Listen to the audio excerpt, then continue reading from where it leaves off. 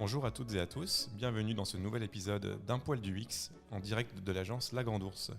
Aujourd'hui, nous accueillons France Wang, cofondatrice et en charge du produit de Tandems, une solution de recrutement de personnes pour les tests utilisateurs et pour les phases de recherche. Nous allons aujourd'hui donc discuter de recrutement utilisateur, dans quelles conditions recruter et comment recruter, notamment lors d'études à l'international. Bonjour France. Bonjour Clément, hyper heureuse d'être là ce soir. Écoute, pareil, merci beaucoup de te joindre à nous pour ce nouvel épisode du podcast. Et merci également d'avoir accepté donc, de partager ton expertise avec les gens qui vont nous écouter aujourd'hui. Avant tout, est-ce que tu pourrais te présenter et présenter également donc, ton entreprise Tandems ? Yes, carrément. Mais déjà, je suis, donc, comme je disais, hyper contente d'être là et hyper contente de partager l'histoire un peu de Tandems et ce que j'ai appris en montant cette boîte. Moi, à la base, je suis designer UX UI. J'ai fait mes armes dans une agence et au bout de 3 ans et demi, je suis partie pour monter ma boîte et donc on a monté Tandems, une entreprise spécialisée dans la recherche utilisateur, notamment dans le recrutement de testeurs. Ok. Qui est une vraie problématique aujourd'hui pour beaucoup de personnes, du coup, aussi bien que ce soit des agences, des gens, enfin des designers ou des entreprises, il y a souvent du coup cette problématique. Et du coup, comment vous est venue l'idée ou le concept en fait même de Tandems, ce qui est un peu particulier, un peu différent en tout cas d'autres panélistes plus classiques, je dirais. Ouais. Alors en fait, déjà, qu'est-ce que c'est que Tandems ? Tandems, c'est une plateforme de recrutement en libre service de testeurs. Donc l'idée, c'est de pouvoir recruter en moins de 24 heures des premiers testeurs entièrement qualifiés par rapport à une cible et de tout pouvoir gérer soi-même en autonomie sur la plateforme, donc sans passer par l'intermédiaire du panéliste qui est là pour faire les allers-retours avec les participants. Ok. Et ensuite, comment nous est venue l'idée de Tandems ? À la base, pour la petite histoire, nous, on était une équipe de 3 cofondateurs. On avait monté l'équipe avant de savoir sur quoi on allait partir comme projet d'entrepreneuriat. Et ce qu'on a fait, c'est qu'on a fait beaucoup de recherches utilisateurs. On a regardé quels problèmes on rencontrait nous, que ce soit d'un point de vue personnel ou professionnel. Et on a regardé autour de nous si d'autres personnes rencontraient ce même problème. Et c'est dans la recherche utilisateur qu'on a vu le plus de potentiel. D'accord. Donc en gros, vous avez mené une phase de recherche pour ensuite pouvoir travailler sur un outil pour aider la phase de recherche. Exactement. En fait, on s'est dit, nous, de toute façon, on veut monter une boîte qui règle un vrai problème. Donc on va partir du problème, on va trouver un problème à impact et on va trouver une solution pour. Et donc de toute façon, même si on n'était pas parti sur la recherche utilisateur comme thème, on aurait fait de la recherche utilisateur pour résoudre le problème sur lequel on serait parti. Comme tout bon UX. Comme tout bon UX. Super. Et du coup, pour rentrer dans le vif du sujet du podcast, donc aujourd'hui, quand des entreprises, agences ou designers souhaitent mettre en place une phase de recherche ou des tests utilisateurs, on a toujours ce moment où on doit trouver des utilisateurs. C'est pas toujours simple, c'est souvent chronophage du coup aussi. On passe soit par des panélistes, soit on le fait du coup tout seul. Mais finalement, à quel moment est-ce qu'on va pouvoir, à quel moment est-ce que ça serait le mieux en tout cas de pouvoir lancer ces recherches d'utilisateurs ? Alors, j'ai envie de dire tout le temps. L'idéal de la recherche utilisateur, c'est de la recherche utilisateur en continu, donc tout le temps être en contact des utilisateurs pour pouvoir comprendre leurs problématiques, les problèmes qu'ils rencontrent et leur usage des produits au quotidien.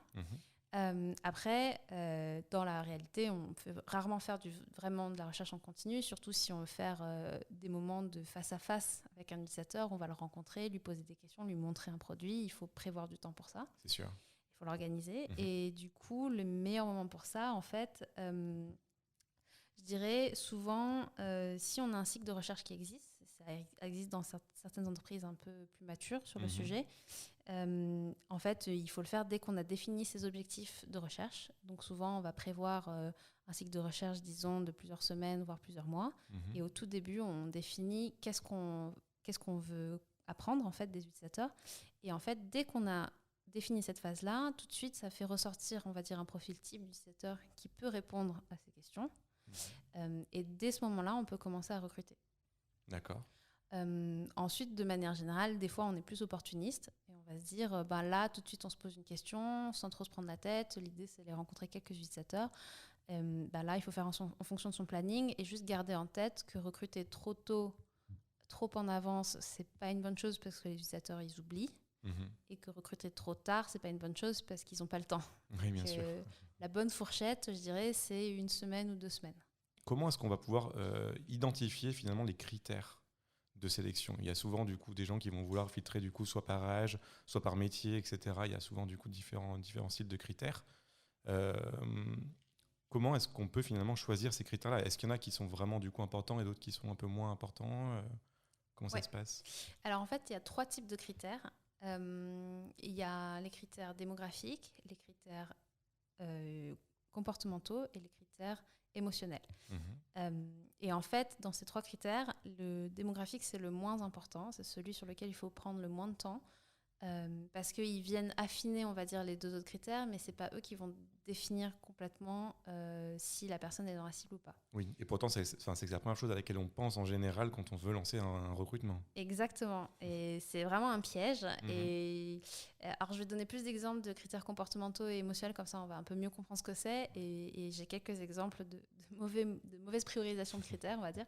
Un critère comportemental, c'est typiquement par rapport à un usage, une fréquence d'usage, par rapport à une feature ou un produit, qu'est-ce qu'on veut tester auprès de l'utilisateur d'un point de vue de son comportement. C'est-à-dire, si je teste une application pour les jeunes parents, est-ce que le comportement que j'attends, que je veux tester, c'est par rapport à un objectif du genre traquer la prise de médicaments de mes enfants.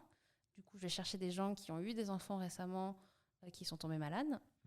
Ou est-ce que je veux plutôt me poser la question de est-ce que l'application est accessible pour des enfants? Et auquel cas, je vais plutôt essayer d'avoir des parents qui ont des enfants d'un certain âge, qui savent lire et qui savent utiliser des applications mobiles. Bon, c'est un exemple complètement fictif, hein, j'ai jamais fait tester d'application à des enfants, mais c'est un exemple. Voilà. Okay. Ou par exemple, si on est on veut tester une feature sociale. En gros, l'idée, c'est déjà savoir qu'est-ce que tu veux tester. Parce qu'en fait, si tu y vas juste en mode je vais poser des questions à des gens, et puis on verra bien ce qu'il en sort, tu vas rien apprendre. Il faut déjà avoir défini vraiment les objectifs du test ou de la phase de recherche, en tout cas vraiment très finement en termes de qu'est-ce qu'on veut finalement recueillir comme information et comment est-ce qu'on va les recueillir pour ensuite définir les critères qui soient émotionnels ou les autres styles de critères, c'est ça? Complètement. Donc le comportement, c'est quel comportement est concerné par les objectifs que j'ai pour ma recherche. Et les émotionnels, c'est quelque chose qui vient en complément du comportemental, c'est-à-dire que typiquement, ce qui peut arriver, c'est qu'on veut étudier pourquoi des utilisateurs arrêtent un process d'achat. Mais il peut s'agir de personnes qui sont frustrées parce qu'elles n'ont pas réussi, elles auraient voulu aller jusqu'au bout, ou au contraire de gens qui de toute façon ne seraient pas allés jusqu'au bout parce qu'elles n'avaient pas vraiment envie. Et ça, c'est plus de l'émotionnel, c'est plus du est-ce que l'utilisateur il était content ou pas content du produit. Ça peut être est-ce qu'il a mis plus de 4 sur 5 sur les App Store. Ça peut être est-ce qu'il a déjà laissé des mauvais retours sur des avis. Tout ça, c'est plutôt du critère émotionnel. Tout ce qui va être plutôt en fait intrinsèque à la personne sur ce qu'elle a pu ressentir ou pourquoi est-ce qu'elle a fait des choses par rapport à des émotions ou à ressentis en fait. Exactement. Donc en fait, le comportemental se mesure plus facilement sur une application et l'émotionnel, souvent il faut poser la question. Typiquement, quelle est la dernière note que vous avez mise sur telle application, sur les App Store ou ce genre de choses. D'accord, très bien. Et là, du coup, jusqu'à présent, on parlait un petit peu du fait qu'en effet, on pouvait recruter pour des tests ou pour de la recherche. Est-ce qu'il y a des différences et si oui, du coup, lesquelles c'est qui va être le plus intéressant, mais quelles pourraient être ces différences finalement de recrutement qu'on pourrait avoir entre ces 2 phases, entre la phase d'évaluation avec des tests et la phase de recherche utilisateur? Souvent, ce qu'on observe, c'est que sur la phase d'évaluation, on va plutôt être sur une cible d'utilisateurs existants. Souvent parce que en fait, on fait beaucoup d'évaluations sur des améliorations de features ou des nouvelles fonctionnalités ajoutées à un produit. Et l'idée, c'est de vérifier que ça va avoir un impact positif sur notre base d'utilisateurs. Et donc là, on va plus facilement pouvoir trouver déjà en envoyant des newsletters ou en s'adressant à notre communauté sur les réseaux sociaux, d'avoir des retours de vrais utilisateurs et voire de leur proposer de nous rencontrer l'équipe pour tester. D'accord. Et ça, du coup, ça c'est dans le cas en effet où j'ai déjà un produit qui est existant. Exactement. Après, quand on fait aussi des tests utilisateurs avec lorsqu'on est en train de concevoir un nouveau service ou un nouveau produit, notamment je pense aux différentes personnes qui peuvent nous écouter qui sont dans un milieu startup, est-ce qu'on se rapproche plus finalement d'un recrutement comme pour une phase de recherche ou est-ce que ça reste quand même avec des règles, on va dire, ou des spécifications liées à recruter pour du test utilisateur, mais en prenant en compte cette chose-là qui est que l'entreprise n'a pas encore eu de contact forcément avec des gens en fait.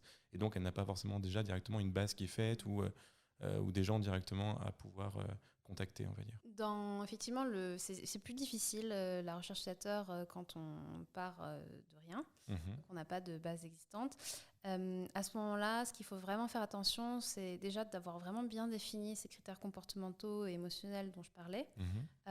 Et par contre, ces critères comportementaux, ils vont vraiment être très axés objectifs, à moins qu'on soit dans une phase de benchmark, qu'on essaie de comprendre ce que la concurrence fait. Mais au tout début, moi, je conseille vraiment d'être vraiment sur quels sont les objectifs que cherche à atteindre cette personne, quel est le problème qu'elle cherche à régler, et moins sur quelle feature elle utilise, quel produit elle utilise. D'accord. Ensuite, l'autre point qui est très important et qu'on risque de faire quand on commence, quand on est entrepreneur, c'est de tout de suite se tourner vers ses amis et ses proches. On voit souvent ça en start-up notamment. Et c'est la solution de facilité, et je ne dis pas qu'il ne faut pas le faire, mais il ne faut pas uniquement s'appuyer sur ces données-là parce qu'elles vont être immédiatement très biaisées en fait. Déjà, on a une tendance à être entouré de personnes qui nous ressemblent, qui pensent comme nous. Et donc, du coup, tout de suite, on entre dans une sorte de echo chamber où tout le monde fait pareil. Mais ce n'est pas forcément ce que la majorité de vos utilisateurs finaux vont faire. Bien sûr. Donc, du coup, il faut faire attention à ça. Et en plus de ça, dans son entourage proche, même si les gens sont critiques, ils vont quand même être plus gentils. Bah oui, forcément. On connaît, etc. On ne veut pas forcément se froisser avec la personne ou briser les rêves d'une personne si jamais il y a un problème qu'on va voir, quoi. Exactement. Et surtout un démarrage d'entreprise où en fait le produit il est que dans la tête de la personne, donc c'est difficile d'apporter de la critique vraiment hyper constructive en mode non, on fait pas ça va pas marcher, parce qu'en fait il y a rien de concret sur quoi se baser, c'est que du ressenti. Et donc pour pas froisser son ami, on va lui dire pourquoi pas, ça a l'air sympa. Mais en fait un pourquoi pas, ça a l'air sympa cache beaucoup de choses. Ça apporte pas grand-chose en plus derrière. Exactement. Très constructif. On n'en fait pas grand-chose. Donc ça, c'est vraiment un piège à éviter quand on est en tout début. Ok, super. On parlait du fait que des fois en test, on pouvait avoir déjà une base existante ou pas avoir de base. Selon toi, à quel moment est-ce qu'on va switcher finalement entre faire avec sa base qu'on a déjà, et ça vaut pour tout le monde, quand même nous, en termes à l'agence, pareil, on a aussi du coup nos bases. À quel moment est-ce que on va switcher justement de passer de notre base à se passer par un panéliste, soit du coup en ligne, comme vous, on peut directement générer nous-mêmes du coup nos bases d'utilisateurs, ou avec d'autres panélistes plus classiques? Là où c'est toujours utile de faire ça, c'est dès qu'on est sur vraiment quelque chose de nouveau, donc un nouveau produit, une nouvelle feature, surtout si celle-ci vise comme objectif de l'acquisition de nouveaux clients. Parce que l'objectif, c'est de convaincre des personnes qui ne nous connaissent pas ou nous connaissent peu de venir sur le produit pour utiliser ces nouvelles features. Et donc, du coup, s'adresser à des utilisateurs existants, ça va biaiser. Parce qu'en fait, certes, c'est toujours intéressant de savoir si ça va les fidéliser, mais si l'objectif premier, c'est l'acquisition, ça ne va pas être super utile, en fait. D'accord. Et ensuite, le deuxième moment où je trouve que c'est hyper intéressant de s'adresser, du coup, en dehors de sa base d'utilisateurs, c'est si on cherche à comprendre un mécontentement par rapport à son produit ou à une fonctionnalité. Et souvent, les utilisateurs mécontents sont difficiles d'accès. En fait, tu vas pouvoir essayer de leur dire « Bonjour, je suis de l'entreprise machin, vous nous avez mis 1 sur 5 sur les App Store » et là, ils vont dire « Oui, parce que votre produit est nul » et ils vont raccrocher. Et après, on ne va pas réussir à en tirer grand-chose. Et c'est toujours plus intéressant à ce moment, c'est toujours très intéressant d'essayer de trouver d'autres personnes qui ne vous connaissent pas et de leur faire découvrir le truc avec des yeux frais, le produit avec des yeux frais, et qui vous disent honnêtement, en fait j'ai essayé, j'ai rien compris, ou en fait j'utilise déjà autre chose qui est très bien et votre produit a l'air bien aussi, mais je suis désolée, je ne vais pas changer mes habitudes pour vous. Et ça permet d'avoir des nouvelles hypothèses en fait sur pourquoi est-ce que les gens partent. Ouais, donc c'est toujours intéressant de s'ouvrir aussi un peu, et même si on a déjà une base, même pour faire un peu soit du moitié-moitié, mais en tout cas d'intégrer presque constamment, j'ai envie de dire, du coup, des nouvelles personnes dans notre base qu'on pourrait avoir, ou agrémenter finalement son cercle de testeurs pour justement élargir un peu l'horizon, voir d'autres personnes qui vont apporter d'autres choses et qui vont être en effet moins dans le rapport de en effet j'ai déjà utilisé, du coup j'aime bien, ou alors j'ai déjà utilisé, du coup j'aime pas, mais des gens qui pourraient s'y apporter vraiment une vision toute neuve sur le produit et sur le service. Complètement, c'est même si on n'a pas forcément besoin d'aller chercher à l'extérieur, c'est toujours une bonne chose de le faire justement par rapport à ce que tu dis, apporter un regard nouveau Et puis, tout le monde n'est pas pareil. Et ça se trouve, une personne va dire un commentaire qui est en fait hyper pertinent et vous rendre compte, vous ouvrir les yeux sur quelque chose sur lequel vous n'aviez pas imaginé avant, quoi. Bien sûr, oui. Et je me posais une question. Là, il y a beaucoup d'outils en ligne maintenant, même pour faire des tests utilisateurs. Je pense notamment du coup à Maze ou à Lookback, ce genre de choses. Utiliser ces services-là, est-ce que ça peut avoir du coup un impact sur le recrutement, sur le type de recrutement à faire, sur les différents critères, lorsqu'on va utiliser un service en ligne pour tester? Sur le recrutement, je pense pas que, l'impact n'est pas énorme. En fin de compte, toi, ce que tu cherches à avoir, c'est un certain set de réponses par rapport à des questions que tu te poses. Et en fait, à qui tu t'adresses, ça, en théorie, ne va pas changer.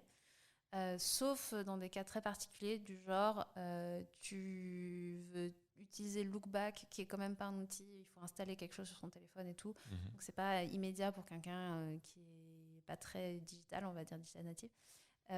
Donc, du coup, si tu sais que ta cible, elle s'en sort pas avec les outils digitaux, ça sert à rien de la forcer. C'est en utilisant pour tester. Tu vas juste recevoir des feedbacks du genre ça marche pas, machin. Oui, après c'est un peu le risque qu'on va se retrouver en effet avec des retours qui portent sur l'outil et non pas sur le service testé. Exactement. Et ensuite, par contre, là où il y a un impact, c'est que chaque méthode a ses biais, chaque méthode apporte son set de solutions, mais ne répondra pas à certaines questions. Donc, en fait, dans l'idéal, on multiplie les études pour pouvoir explorer une même problématique sous différents angles. Le recrutement, la problématique du recrutement reste à peu près la même, mais ce qui est important derrière, c'est d'être capable de bien cadrer ces études pour savoir cette étude, est-ce qu'elle va plutôt répondre à une question plutôt quantitative, celle-là plutôt qualitative, de l'ordre du pourquoi ou de l'ordre du comment, et c'est là-dessus en fait que l'impact il va être. D'accord, ok, super intéressant. J'avais aussi pas mal de questions à voir avec toi, notamment sur la partie internationale. De plus en plus, on voit vraiment du coup des groupes, donc soit vraiment des grandes entreprises ou même du coup des startups qui veulent déjà émerger dans d'autres pays, dans d'autres régions du coup du monde, qui cherchent justement à étendre ces phases de recherche utilisateur. Donc autant potentiellement des fois pour trouver des gens et mener des phases de recherche ou d'évaluation dans des pays proches des nôtres, ça va. Quand on commence à aller des fois un peu plus loin ou même à toucher des sujets qui sont très culturels, ça devient beaucoup plus compliqué du coup de mener ces phases en tout cas de recherche et de test utilisateur. Du coup, ma question c'était comment vous faites du coup chez Tandems justement pour recruter ces gens-là ou pour alimenter ces phases de recherche et d'évaluation? Alors en tout cas, ce qui est vrai, c'est qu'un avantage d'Internet, c'est que ça dépasse les barrières, on va dire, les frontières. Et ça, c'est hyper cool, mais ça a rendu la recherche utilisateur plus complexe parce que du coup, tu te confrontes à des questions, on va dire, culturelles, de langue, plus rapidement, à plus grande échelle, parce que ton produit il doit parler à tout le monde partout, quoi. Il doit être utilisé partout. Nous, chez Tandems, effectivement, on recrute dans plus d'une vingtaine de pays. Okay. Et la façon dont on fait, nous, principalement, ça, c'est notre méthode. Après, il y en a d'autres. On se plug aux régies publicitaires des réseaux sociaux. D'accord. Qui sont capables de vraiment recruter, pas de recruter, mais de cibler de manière très précise dans des lieux précis, et donc du coup dans des pays ou dans des villes précises. Et donc nous, c'est comme ça qu'on fait. Ça porte plutôt bien ses fruits, parce qu'on recrute assez rapidement aux US ou en Allemagne ou au Brésil. Donc ça nous enlève une grande partie de barrière à l'entrée, on va dire, dans ces pays-là. Ok, donc là on parlait justement de pays ou en tout cas de zones où vous pouvez recruter chez Tandems. Est-ce qu'il y a des différences finalement entre les pays, donc des pays où on sait que les gens sont plus enclins à répondre par exemple en effet à soit des questionnaires en ligne, soit à venir du coup même s'entretenir avec des gens pour parler vraiment d'un sujet ou même tester un produit, ou au contraire des zones où ça va être un peu plus compliqué de trouver des gens parce que c'est moins dans la culture en effet ces choses-là d'être interrogé et de demander de l'avis en fait finalement à des personnes? Il y a clairement des différences culturelles. C'est au début quelque chose qu'on a appris au tout début de Tandems, quand on a commencé le recrutement international. On avait pris l'habitude de certains types de réponses et on s'est retrouvé avec un profil de réponse très différent dans notre pays et c'était très particulier. En tout cas, ce qui est sûr, c'est qu'il y a des pays où justement les gens répondent peu à la notion de tester un produit, donner son avis. Mais c'est des gens carrés, donc s'ils répondent, c'est qu'ils sont vraiment intéressés, ils vont vraiment le faire jusqu'au bout. D'accord. Comme quoi, comme région, par exemple? Par exemple, l'Allemagne, c'est pas mal ça. En Allemagne, je ne sais pas si c'est un cliché, tu vois, des Allemands qui sont hyper droit, carrés, mais en fait, ça s'est vraiment vu dans nos études. C'est-à-dire que quand on lance une étude en Allemagne, on a beaucoup moins de réponses qu'une étude en France. Mais les gens qui s'inscrivent, derrière, il y a quand même de bonnes chances qu'ils aillent jusqu'au bout. Ouais, il n'y a pas beaucoup de no-show du coup sur les gens qui. Il y en a beaucoup moins, ou s'il y en a, ils préviennent, voilà. Bon, après, il y a toujours des exceptions, et Bien puis sûr. tout le monde qui vit en Allemagne n'est pas non plus allemand depuis toujours, donc voilà. Mais c'est vrai qu'il y a une tendance comme ça. Alors que, par exemple, aux États-Unis, les gens sont très ouverts, très sympas, ils ont tout le temps envie d'aider. Donc, et puis, j'ai aussi entendu parler par d'autres researchers qu'aux États-Unis, les gens ils ont plus l'habitude d'être sollicités pour des études. Donc, ils ont plus tendance à répondre positivement. Mais ils sont moins fiables derrière. Il y a moins de gens qui s'inscrivent vraiment pour études. Et dans ceux qui s'inscrivent, il va y avoir un plus haut taux de no-show. D'accord. Nous, on a eu une étude, bon, c'était vraiment de la malchance, mais on a eu quasi 80% de gens qui ne sont pas venus à l'étude, alors qu'on avait prévu un créneau dans le calendrier, avec des emails de rappel, etc. Chose qui, ailleurs, fonctionne généralement pour s'assurer que les personnes, au moins, te préviennent s'ils sont en empêchement. Bah ouais, c'est clair. Et là, juste, les gens ne venaient pas, ils ne nous disaient rien, ils ne répondaient pas. Oui. C'est très particulier. Un peu compliqué quand même. Et du coup, comment justement on peut faire face finalement à ces complexités qui sont dues à ces différentes régions et aux différences culturelles finalement? Est-ce qu'il y a des adaptations, on va dire, qui sont possibles dans le process de recrutement que vous pouvez du coup mener Tu vas avoir assez peu de marge de manœuvre, on va dire, mais il y a plusieurs choses. Il y a le ton. Par exemple, au Japon, les gens sont très formels. Donc, il faut que le ton soit hyper respectueux, etc. Ouais, s'adapter vraiment aux coutumes, on va dire. Exactement. Alors qu'aux États-Unis, les gens, ils ont l'habitude que les entreprises leur parlent un peu comme si c'était des amis. Et donc, du coup, on peut plus jouer sur du venez nous aider, ça va être trop bien, construire le futur ensemble. Alors que au Japon, ça va peut-être plus être s'il vous plaît. Il y aura plus de marques de respect, on va Ouais. dire, et ce sera plus soft et plus traditionnel, ou du moins très cadré, très corporate. Très finalement. corporate, On va dire exactement. C'est ça le mot que je cherchais, que je ne trouvais pas. Très corporate. Donc voilà. Et ensuite, les autres éléments sur lesquels tu vas avoir de la marge de manœuvre, ça va être le délai, prévoir plus de délai sur les pays où tu sais que ça va être plus long et plus complexe, et prévoir plus de personnes. C'est-à-dire prévoir le fait que tu sais que là, la population est peut-être un peu moins fiable par rapport à cette notion de faire des études avec toi, et donc du coup, prévoir une sorte de backup, de coussin.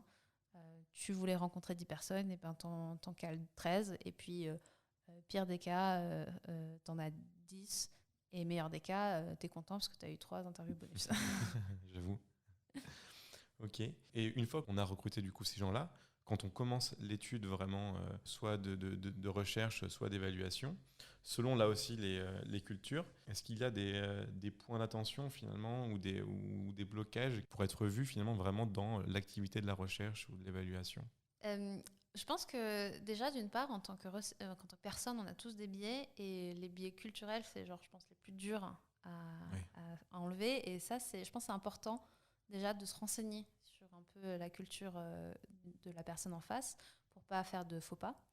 Et après, effectivement, il y avoir des cultures où les gens sont laconiques, et il faut vraiment leur tirer les verres du nez. Et tu vas avoir des cultures où les gens sont très bavards, mais ils te répondent un peu à côté.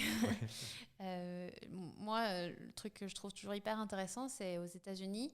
Les États-Unis, c'est une culture où les gens sont très chaleureux, ils ont très envie de partager. Mais ils ne sont pas hyper critiques. Tout est tout le temps trop bien, everything is amazing. Pour faire plaisir, ils ont potentiellement plus tendance à, bon, ça va dépendre des gens bien sûr, mais à tone down un peu la critique.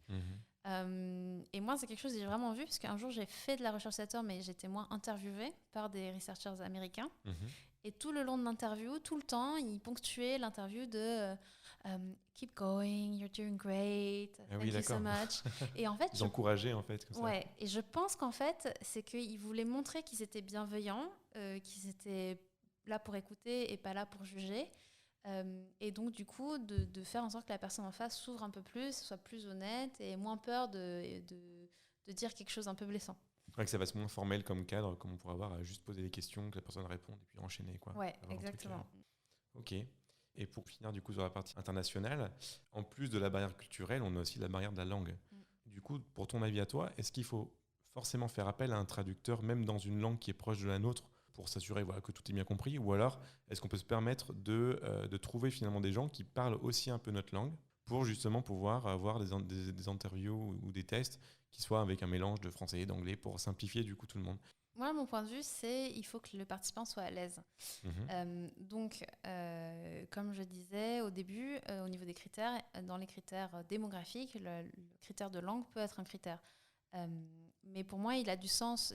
Ça a du sens de demander à quelqu'un de faire un test ou une interview dans une langue qui n'est pas sa langue maternelle, que si la langue en question, c'est une langue qu'il utilise vraiment par rapport au produit, par exemple. D'accord. Ça a du sens disons qu'on soit en France et qu'on travaille dans un univers start-up, on sait qu'il y a beaucoup de start-up dont la langue de travail c'est l'anglais, de faire une interview en anglais avec eux. Parce que si le produit aussi sur lequel on fait un test, c'est un produit professionnel qu'on sait qu'ils vont utiliser dans leur cadre de leur travail. Là, ça a du sens. D'accord.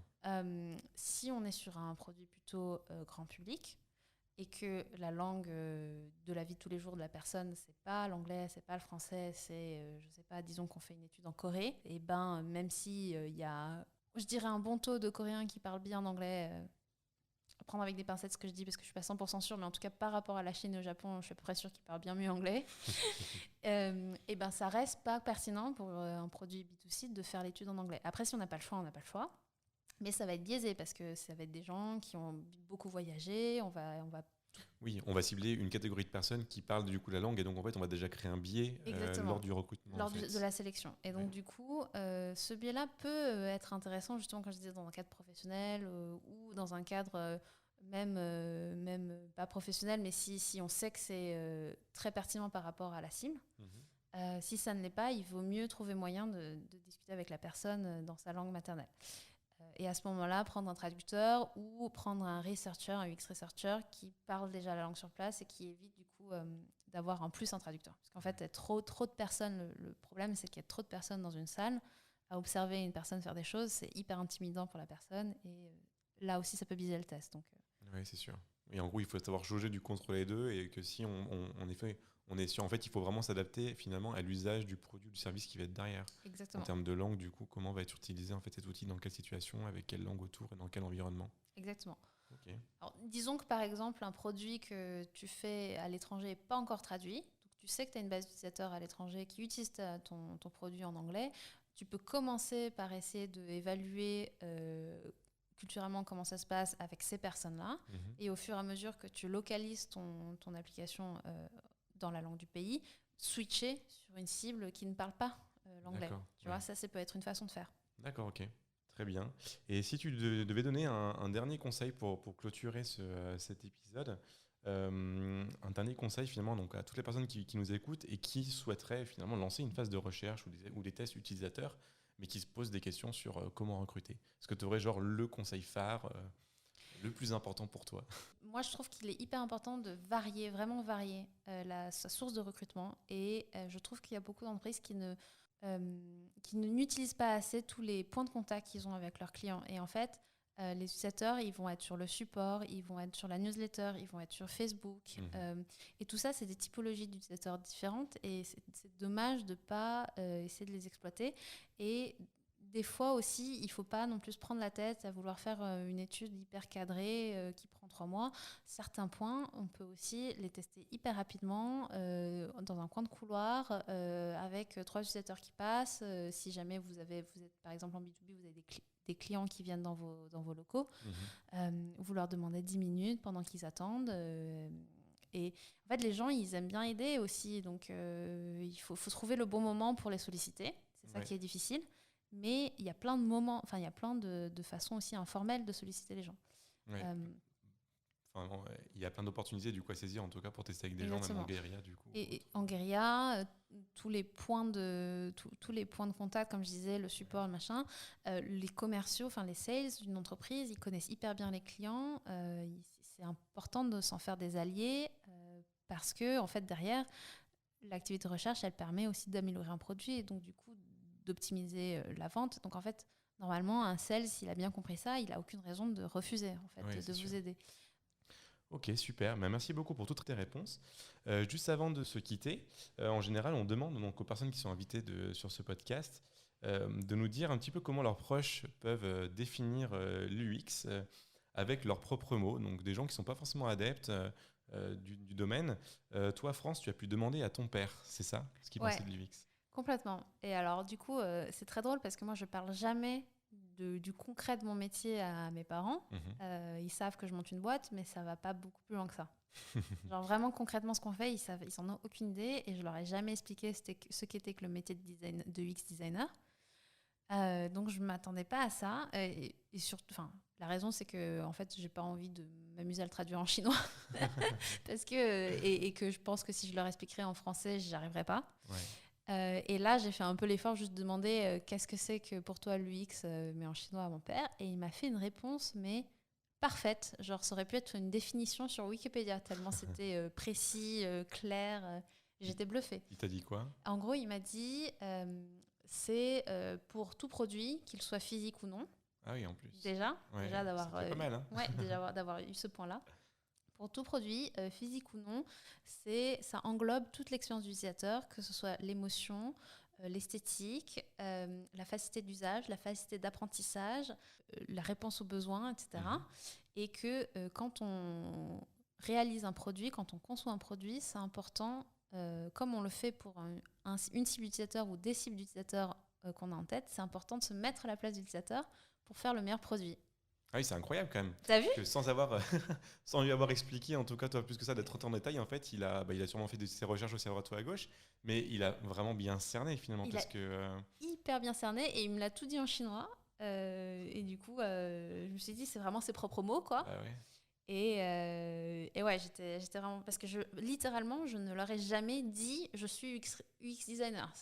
Pour moi, c'était trop compliqué d'essayer de leur expliquer ce que c'était. Non, en tout cas, c'est que c'est top. En même temps, ça aussi, maintenant, voilà, on voit vraiment que notre discipline vraiment se généralise, que les gens commencent vraiment à intégrer que c'est important, que c'est pas juste de faire du joli sur un coin d'un site web.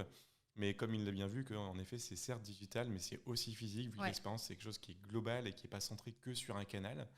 Ouais, c'est hyper cool. En tout cas, c'est que ça change pas mal. C'est ce qui est intéressant avec cette question, c'est qu'on voit du coup souvent des gens soit qui sont en effet qui sont vraiment bien dans l'axe comme ton père, et puis des gens des fois qui sont vraiment du coup pas forcément du coup à côté de la plaque, mais en tout cas qui ont une vision qui est vraiment du coup différente, toujours par rapport en effet à son passé, à ses expériences et tout. On a toujours tendance à voir un petit peu un spectre de l'UX qui est un petit peu différent. Oui. Ok, non, super intéressant. Écoute, sur ces bonnes paroles, merci beaucoup France d'avoir accepté notre invitation et d'avoir partagé tous tes conseils sur le recrutement et sur la recherche utilisateur. Donc voilà, un grand merci en tout cas pour nous. De rien, et c'était vraiment un plaisir de venir. Et je reviens quand vous voulez. Super. En tout cas, merci à tous donc, pour tous ceux qui nous ont écoutés. Et n'hésitez pas à aller faire un tour sur le site de Tandems, donc www.tandems.io. Vous retrouverez également le lien du site dans la description du podcast. Donc encore merci d'avoir écouté cet épisode du podcast Un poil du UX de la Grande Ourse. N'hésitez pas à vous abonner, à réagir et à partager le lien de l'épisode sur vos réseaux. Vous pourrez également retrouver donc les articles, les templates d'ateliers et autres ressources sur notre site lagrandours.design, section ressources. Merci à tous et à très bientôt pour un nouvel épisode d'Un poil du UX.